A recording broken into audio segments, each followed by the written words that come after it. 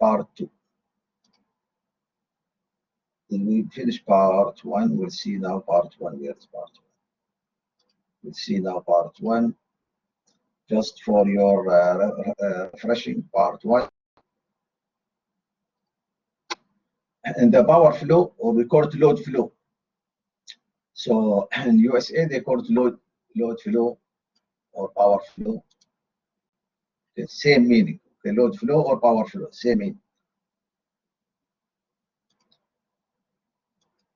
Okay, so we mentioned about the Gauss-Seidel, and also we mentioned about all these pictures that what you see. And when we say three-phase, we mean these three-phase. And also in chapter 7, when we say three-phase fault at the bus, it means this is the bus. All these three lines is the bus. Okay, so when the fault, you see now how close they are to ground. And that's why they are protected. You do not come inside here with permission. Okay, if any tractor or maybe shorted with these, then no, these are insulators. You see, if these insulators break down, then all this will be shorted. Okay, and this is the bus which is indoor that we already discussed. These are also bus, we call it bus. Okay, so 1, 2, 3, and these are of copper, made of copper. And this is indoor. This is outdoor. This is outdoor, and this one here is indoor substation. This is outdoor. Now in Qatar, mostly now are indoor substations. Okay, we already discussed these, and this is the transmission line overhead. Okay, we also discussed the IEEE, the 9 bus system. Okay, with the load flow, with the PV, what are the slack bus, and then the nodal equations, and then the Y bus that we determined, how we get the Y bus before. And we also discussed how to get the Y bus. This is how to get the Y. Okay, so you convert all the impedance into admittance from ohm to Siemens, all. Okay, 1 over, and then you want Z11, you add this plus this. Okay, so this is Z11, which is this one here. And then you will go to Z12, Z22, and Z33, and so on.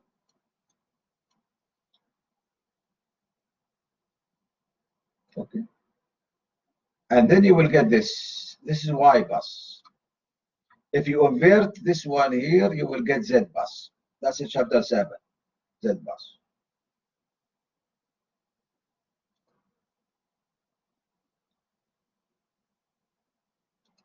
Okay.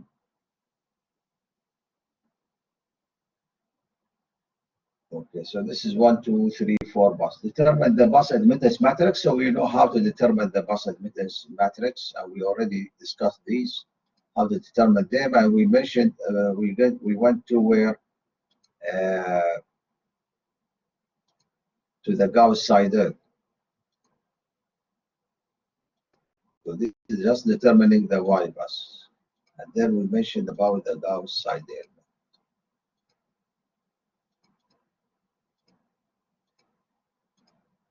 For the load flow.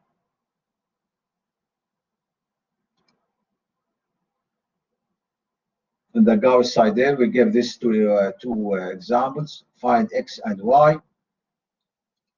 And then what we did here to find X and Y, we put X, you see, remember now, in all methods of iteration, all methods, whether Newton-Raphson, Gauss-Seidel, or Jacobi, whatever we want to do iteration, we need to specify initial values. We need to specify initial values. In our case here, what do we specify initial values? We specify the voltages. So we assume the voltage at the beginning are 1 per unit. You see now how the importance of the per unit, using 1 per unit. So all of the buses, we assume them are 1 per unit. That's okay. So all initial value. So therefore, you need an initial value to solve this one. Okay, before we go to the initial value, what's the idea? What do we want to find? Now, given these two equations here, what do we want to find? We want to find x and y by solving these two equations. So what we do at the beginning, we put x and y. So this will be x will be 4 minus 3y over 10. You see, this is the factor of the x. So we divide it. So we put x in one side. Here, similar for this one, we want y, therefore we divide by 5. Okay, so this will be 7 minus 4x, the other side. So this is how to solve Gauss-Seidel. This is the first step to do, is to rearrange the equation. To put x, remember now x on one side, the y will be on the other side. Y on one side, the x will be on the other side.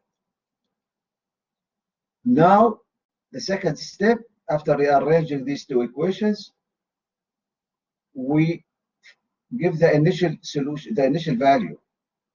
So the initial value, for example, is 1 per unit or 1. So we call it x of 0. X of 0 means that it's an initial value, and y of 0. From the initial value, then we go on now. So for the first iteration, we use what? We use x. We put y here. This is the Gauss-Seidel. Now you put y is 1, and then you find x.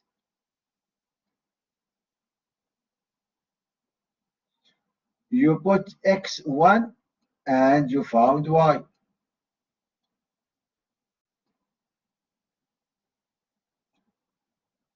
Okay, so x 1 and y 1. X of 0. Then you will find x of 1. We call it the first iteration. After you put 1, 1, you will find this will be 0.7. So this is called the initial value. This is called first iteration. x1, y1. In the second iteration, we use the last value that we use, which is 0.7. We put it here. This is x of 0.7. So we put it here. Put it here. This one. X. And the y determined is 0.6. So we put 0.6 here on this one. And find x. And then find y. You get a value here. This is y and this is x. Therefore, we also use the same value here. This value here. This is y. Therefore, we put it where? We put it here. And this y. And the x is this value. Okay, maybe I'll put this color. This value. X. Where we put it? We put it here. And find x and y. Until what? Until x at iteration number n, iteration number n, maybe 7 or 8, whatever. In this our case here, maybe 7. Minus iteration n minus 1, just before the iteration, or below the limit, the tolerance that you use. Okay, that's what the load flow is doing. Comparing the voltages 1, and then goes on, and then checks. Maybe you reach 0.95 or 0.949, therefore it's only 0.001. Then it give you the answer. So until x at iteration number n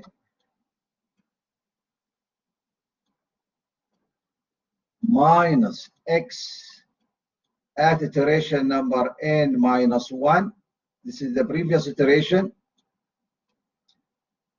are less than the tolerance value. So this is our tolerance. Maybe we set it at 0.01 or 0.1 or 0.001, whatever is the tolerance. The smaller the tolerance, the more iteration you will get, of course, because this will be small. Okay, so this is the answer now. And then how you check? You put x 0.656608 in here on the original, and y will be 0.877. You put it here, and the original value you should get 4. You should get 4. So that's the way to check your answer. After you get the answer, you put it there, and then you should get 4. Of course, you may not get exactly 4, maybe 4.0001 or 4.00. It depends on the tolerance that we specify.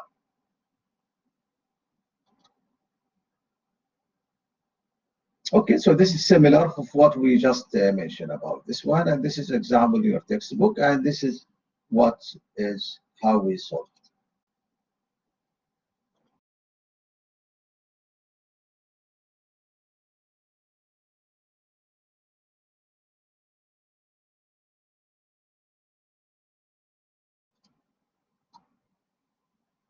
Okay. Now, in successful power system operation under normal balance three-phase, the generation supplies the demand plus losses. Of course, we know now generation, there is no storage of power. Whatever you generate must be at the load plus losses. Okay. Always generation equals load plus losses. And the bus voltage magnitudes remain close to rated values. This is in the normal operation, no fault.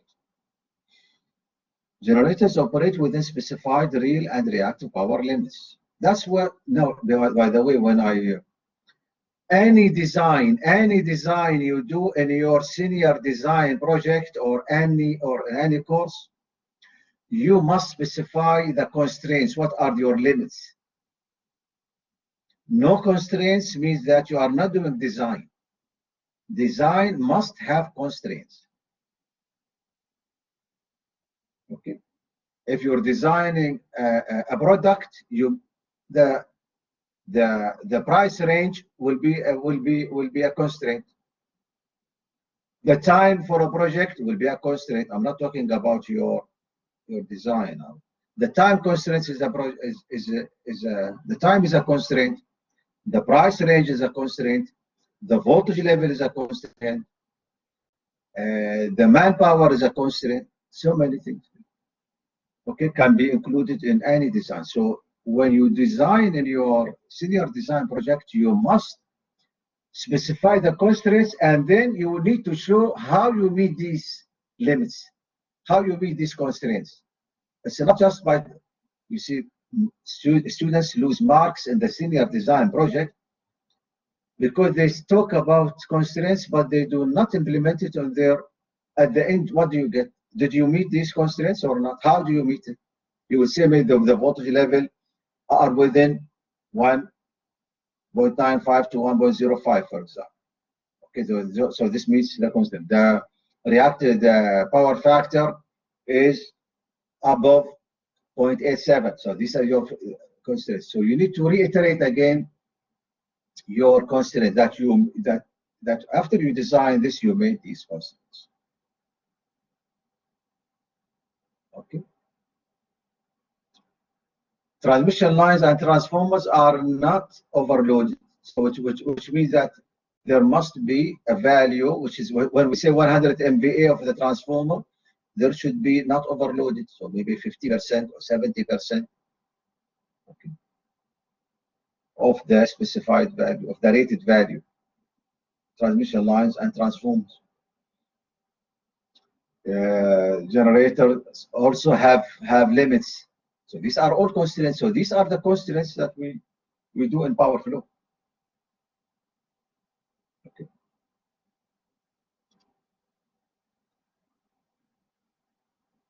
Now in power flow, the P and Q, what's P and Q? Is the voltage times the current. This is the current now. This is the current. This part here is the current. Times the voltage. Give you the power. V times Y is the current. It means V over Z. But this is Y. Okay. So V times Y. Give you the current. The voltage will give you the power. But remember, this is a conjugate. Huh?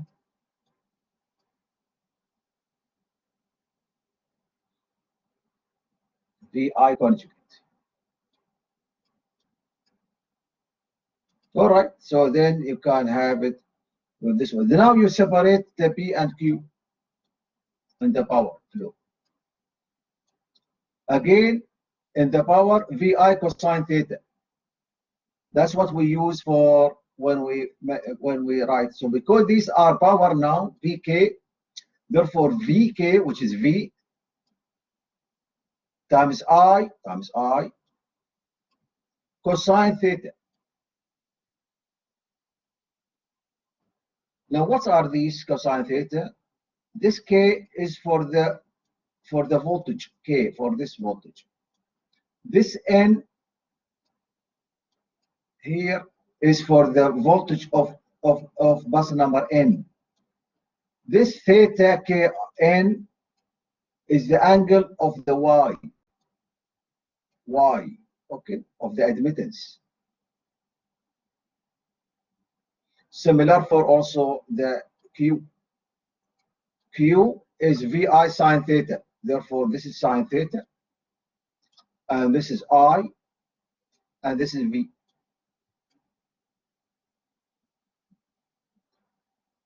That's what we are adding actually. The bus is connected to a number of buses. We're adding the currents times the voltage of what? Of the bus that we want to, from bus number 1 to 2, etc.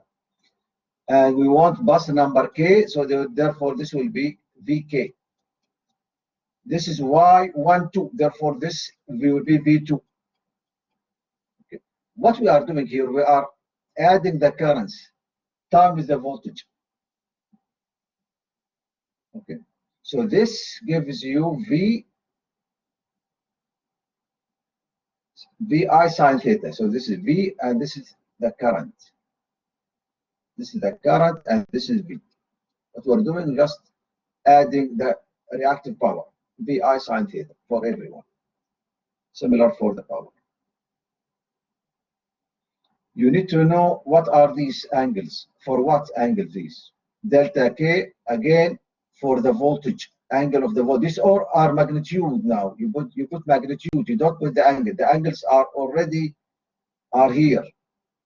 Okay, angles are here, already here. Here. This one. Okay, these are the angles. So all these are magnitude only. Okay. Theta Kn again is the angle of Y.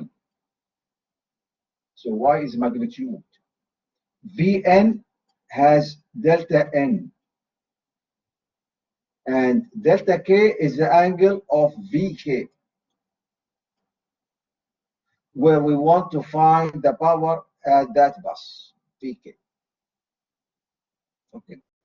So if you're given load flow, you can determine the load flow from there. Sometimes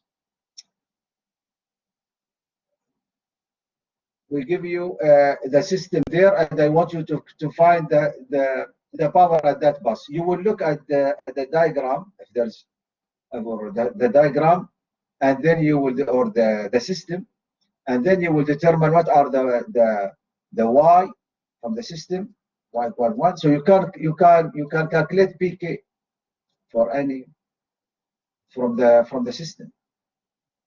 Okay, YKK VN. So you will already know what is that, what are the voltages there, and what are the angles in there. Okay, from the system you can determine this. So please don't miss these kind of questions. You just want it directly. Okay, so sometimes we give you the system, and all the information is on the system. And we want you to determine or to verify the power at that bus equals certain value, or to determine it.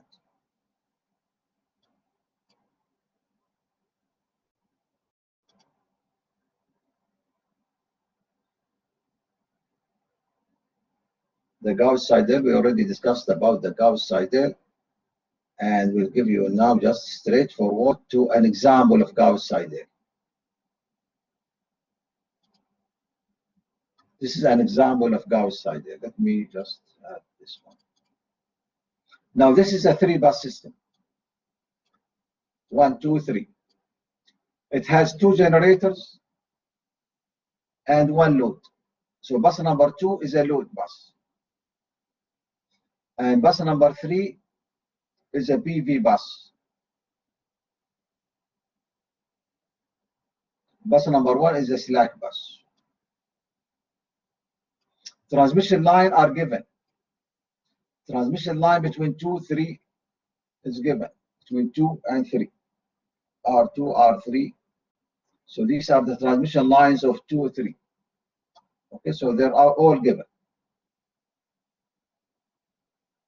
Okay, now what do we want to find? We want to find the voltages at these buses. So the first step to do is to find Y. And then you will determine the Y. Y11 is written here. What is Y11? You're adding Y12, Y13. Okay, you're adding it. Y12 is in between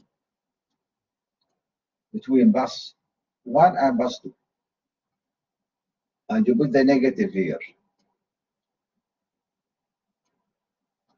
As we mentioned, the off-diagonal value. Then you will get this. Okay, the Y bus. And we already discussed, spent so much time discussing the admittance matrix.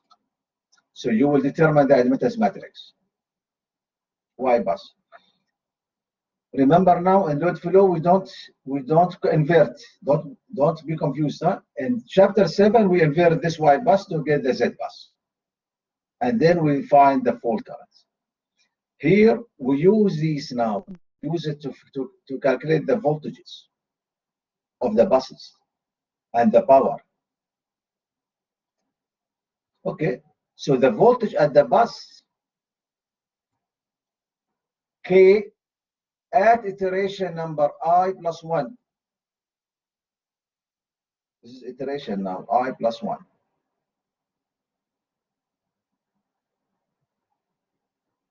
This will be YKK 1 over YKK, which is Y11, Y22, or Y33. And this is what is the power at that bus over dk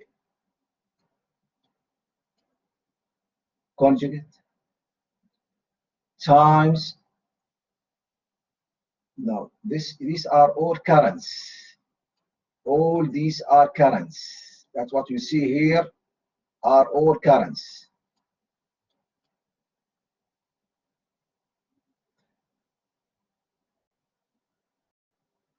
And then the current over the admittance give you the voltage. Okay, so what you are adding currents. If you're finding bus number K, now this is 10:49. I need to take the attendance, please, before you go. I need to take the attendance. Okay, so that I will open the attendance for you, and please register for attendance. دكتور ممكن أسألك بعد ما نسجل حضور؟ Okay. Just waiting for the attendance.